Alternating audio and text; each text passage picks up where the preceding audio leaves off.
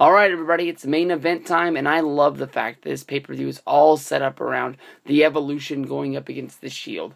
The Authority, basically with Triple H being on the WWE poster for this month's thing is very cool. Him in his business suit showing up to work with his big old trusty sledgehammer in hand. This is definitely a picture that's going to be from here on whatever, known as one of the best pay-per-view posters of all time. You can see the look in his face, how bad Triple H wants the WWE to have a credible champion, even if it is him. There's 1,000 different things. I'm surprised that I haven't seen anybody Photoshop this, where they put the shovel head over the sledgehammer. There's going to come a day. We've already heard Triple H say that he wants to bury Daniel Bryan at WrestleMania 30.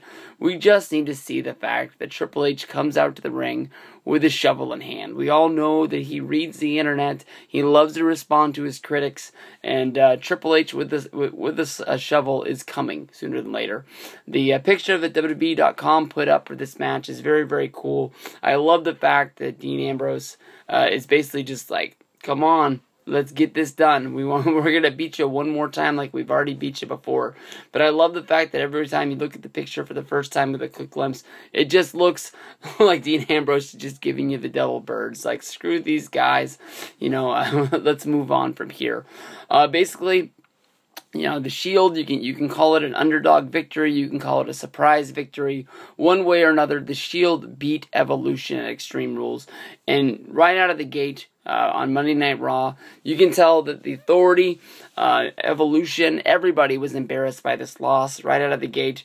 They were booking Seth Rollins in a 20-man battle royal to defend his championship. Basically, he had to outlast 19 other guys in order to keep his title that he had for over a 300-day reign. He wasn't able to do that. Sheamus walked out of there. And on the same night that Dean Ambrose finished second in this battle royal, he had to come back in the main event, and he had to do a 6-man tag against the Wyatts. During this match with the Wyatts, which should have been a match number 3 of these guys having an awesome all-out war. Every time the Wyatts and the Shield get in the ring together, they have awesome chemistry. They have awesome matches. There's just bodies thrown everywhere. We should have got another classic. We were robbed.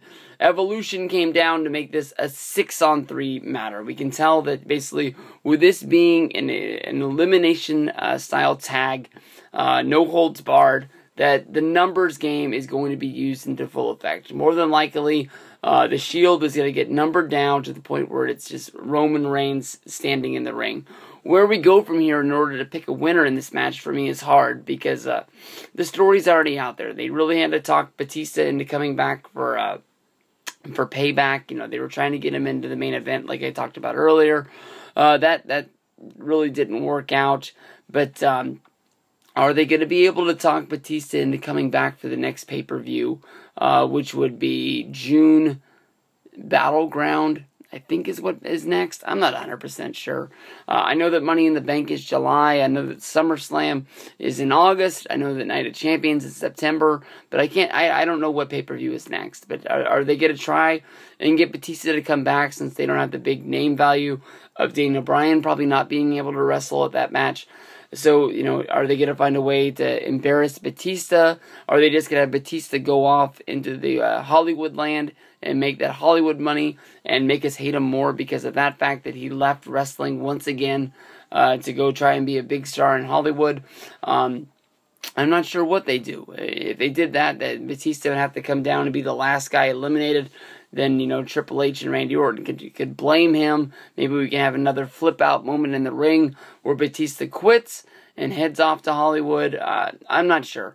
Basically, I think that everybody knows that Roman Reigns is the guy that they're trying to make the biggest star. I guess they're basically calling him the captain of the team, even though they're calling Seth Rollins like the architect, the guy that puts everything together. I don't know what that makes Dean Ambrose. It seemed like he had the singles championship for the longest time. It seemed like he was the leader of the group, and he's always sort of seemed like the leader to me, and he's been outspoken. And even though when you break down when somebody was trying to pick apart the Shield earlier, they were trying to find out who the leader of the Shield was, and everybody kept on stepping up saying they were the leader. Ambrose was getting pissed. But the Shield is together, believe in the Shield. It seems like they're the strongest right now. Every time I think of the Shield, I think of all the rumors from basically the Royal Rumble with them trying to eliminate each other, from Elimination Chamber with nobody wanting to trust each other, to then just heading to WrestleMania when they were just a full-on unit ready for war, and then we get the match at Extreme Rules where they actually beat a team like Evolution, showing that they are one of the strongest three-man group that WWE has ever had, behind three-man band, of course. But we're going to have to see how the numbers pan out, who gets eliminated from here. I'm not even sure where they're going from here. With Daniel Bryan being out of action, when he comes back, are they going to have him face Kane to deliver the match that we thought we were going to get? I know that it was never billed on TV, but the one time that they did have a match that was supposed to happen was a TLC match against Ryback and CM Punk. WWE felt bad that they weren't able to deliver on that, so they just gave it to us for free on TV. So maybe when Bryan is able to come back, maybe we'll have Bryan versus Kane. We'll be able to end that feud off, so we won't have a big question mark in the timeline of WrestleMania wrestling history about what happened to different feuds. Or if, Daniel Bryan's going to go off in another direction and face off with these guys. If they do that, then who does the Shield face? So, it's this weird time in WWE. You can tell that they're just clamoring to get everything together. It's sort of like in this sort of disarray mode because, how many times in the history of the WWE have we been without a champion where he's been not able to work and they still need to put a match together. Especially they need to put together a good pay-per-view to get people that didn't buy it for WrestleMania, didn't buy it for Extreme Rules, but people to buy the network in order to get Payback, because it's going to be an awesome show.